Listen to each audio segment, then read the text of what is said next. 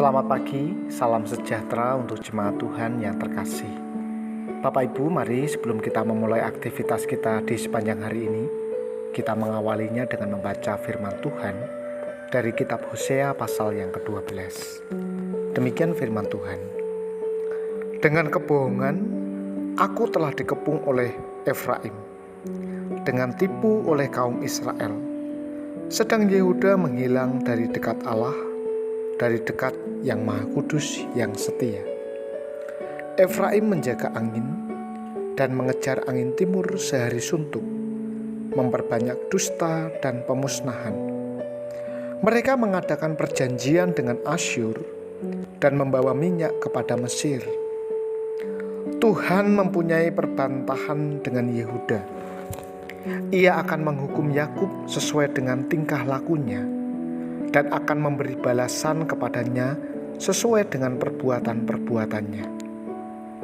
Di dalam kandungan ia menipu saudaranya, dan dalam kegagahannya ia bergumul dengan Allah. Ia bergumul dengan malaikat dan menang. Ia menangis dan memohon belas kasihan kepadanya. Di Betel ia bertemu dengan dia, dan di sanalah dia berfirman kepadanya, yakni Tuhan, Allah semesta alam, Tuhan namanya. Engkau ini harus berbalik kepada Allahmu. Peliharalah kasih setia dan hukum, dan nantikanlah Allahmu senantiasa. Sama seperti Kanaan, dengan neraca palsu di tangannya dan suka memeras, berkatalah Efraim, bukankah aku telah menjadi kaya, telah mendapat harta benda bagiku? Tetapi segala hasil jerih payahku tidak mendatangkan kesalahan yang merupakan dosa bagiku. Tetapi aku adalah Tuhan, Allahmu sejak di tanah Mesir. Aku masih mau membuat engkau diam kembali di kemah-kemah seperti di hari-hari pertemuan raya.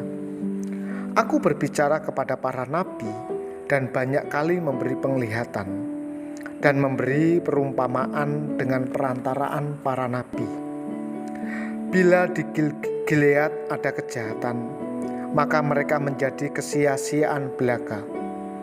Di Gilgal mereka mempersembahkan lembu-lembu jantan, maka mesbah-mesbah mereka juga menjadi seperti timbunan batu di alur-alur ladang. Yakub melarikan diri ke tanah Aram, dan Israel memperhambakan diri untuk mendapat istri. Ya, untuk mendapat istri ia menjadi gembala. Israel dituntun oleh Tuhan keluar dari Mesir dengan perantaraan seorang nabi. Ya, ia dijaga oleh seorang nabi. Efraim telah menimbulkan sakit hatinya secara pahit, maka Tuhannya akan membiarkan hutang darahnya menimpa dia dan akan membalas celanya kepadanya. Bapak, Ibu, dan jemaat yang terkasih di dalam nama Tuhan, Hosea mengungkapkan lagi isi hati Tuhan terhadap umatnya. Tuhan dikepung dan dikelilingi oleh kebohongan Efraim dan tipu muslihat Israel. Tuhan mengingat bagaimana mereka bergumul dengannya. Tuhan mengetahui mereka menangis dan memohon belas kasihannya. Tuhan menuntun dan menjaga umatnya. Namun, tingkah laku mereka telah menimbulkan sakit hati Tuhan. Kita tahu bahwa hati Tuhan bisa berbalik kepada umat yang dikasihinya. Namun, kita juga tahu bahwa ia bisa sakit hati. Tuhan dapat merasa tidak senang karena dihina oleh umatnya. Tuhan juga bisa marah kepada umatnya. Hal ini terlihat ketika ia mengatakan akan memberi balasan. Bahkan ia akan membalas cela dan hutang darah kepada mereka. Sulit untuk memahami bahwa Tuhan bisa sakit hati.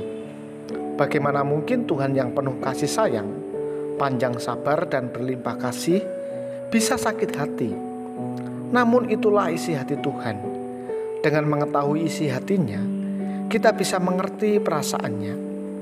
Dengan ini, kita diajak untuk memahami dan semakin mengenal siapa Tuhan yang kita percaya. Tuhan mengenal umat-Nya.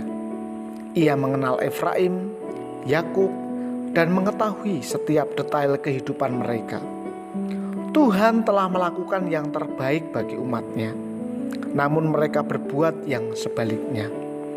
Tuhan telah memelihara kasih setia-Nya, namun umat mengabaikannya. Tuhan menjaga umat-Nya, namun umat-Nya menjauhinya. Saudara, bangsa Israel adalah cerminan kita. Tindakan kita sering berseberangan dengan kehendak Allah. Ingatlah kembali perjalanan hidup kita. Seberapa sering kita menyakiti hati Tuhan. Seberapa sering kita juga menyakiti hati sesama, termasuk orang-orang terdekat yang kita kasih. Coba kita ingat-ingat kembali ke masa lalu. Semoga ingatan itu dapat menggerakkan kita untuk memohon pengampunan Tuhan, berbalik kepadanya, dan tidak lagi melakukan apa yang tidak berkenan kepada Allah. Untuk itu, mari kita terus memohon belas kasihan dan mempercayakan hidup kita kepadanya. Amin. Bapa di surga, kami bersyukur untuk kasih dan pengampunan-Mu yang tidak pernah terbatas.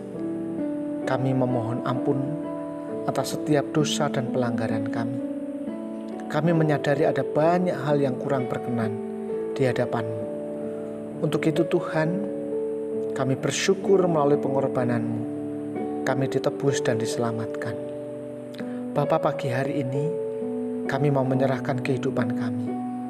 Kami mau menyerahkan keluarga, saudara kami, anak-anak kami, tetangga kami, dan semua orang yang kami kasihi ke dalam tangan kuasa-Mu.